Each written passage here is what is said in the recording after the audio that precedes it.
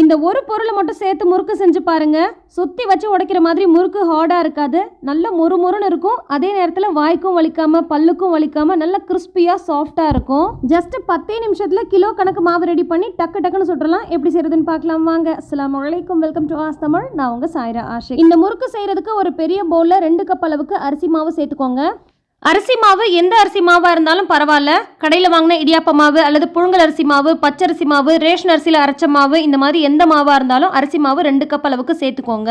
இது கூட 1 கப் அளவுக்கு பொட்டுக்கடலை மாவு சேர்த்துக்கோங்க.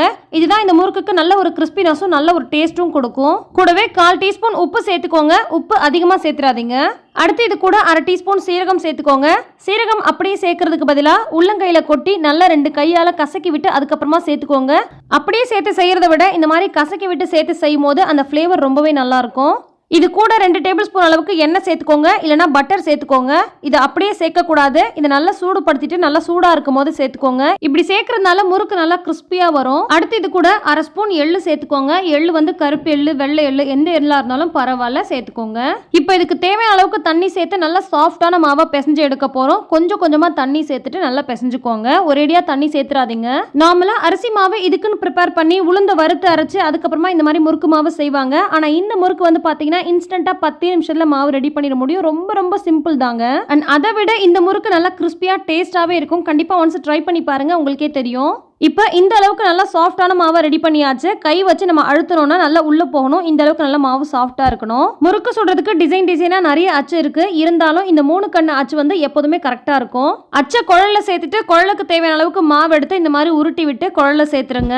நம்ம பிசைஞ்சு வச்சிருக்க மாவு ரொம்ப ஹார்டாகவும் இருக்கக்கூடாது, அதே நேரத்தில் மாவு வந்து ரொம்ப தளர்வா தண்ணியாகவும் இருக்கக்கூடாது. சாஃப்டான மாவா இருந்துச்சுன்னா இந்த மாதிரி பிழியறதுக்கும் ஈஸியா இருக்கும், அதிகமா எண்ணெயும் குடிக்காது.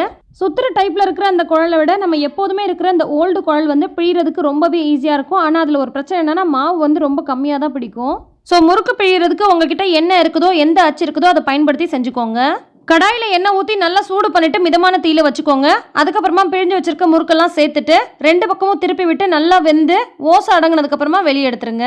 எந்த அளவுக்கு எண்ணெய் சேர்த்திருக்கீங்களோ அதுக்கு தகுந்த மாதிரி முறுக்கு போட்டு எடுங்க. கொஞ்சமா எண்ணெய் சேர்த்துட்டு நிறைய முறுக்குகளை போடாதீங்க. அதே மாதிரி முறுக்கு பொரிக்கும் போது ரொம்ப நேரத்துக்கு அப்படியே எண்ணெயிலே விட்டு வைக்காதீங்க. இந்த மாதிரி நல்லா வந்து பபிள்ஸ்லாம் அடங்கினதுக்கு அப்புறமா, ஓசையெல்லாம் அடங்கினதுக்கு அப்புறமா உடனே வெளியே எடுத்துருங்க. சிம்ல வச்சும் முறுக்கு பொரிக்க கூடாது, ஹைல வச்சும் பொரிக்க கூடாது. மீடியம் டு ஹைல மெயின்டைன் பண்ணிக்கோங்க. நான் கொஞ்சமான அளவுக்கு தான் மாவு சேர்த்து செஞ்சேன், அதுக்கே எனக்கு இவ்வளோ முறுக்கு கிடைச்சிருக்கு. நான் உடச்சி சாப்பிட்டு காமிக்கிறேன் பாருங்க எந்த அளவுக்கு நல்லா கிறிஸ்பியாக வந்திருக்குன்னு. லைட்டாக ப்ரெஸ் பண்ணாலே செம்மையாக உடையுது, அவ்வளோ கிறிஸ்பியாக இருக்குது.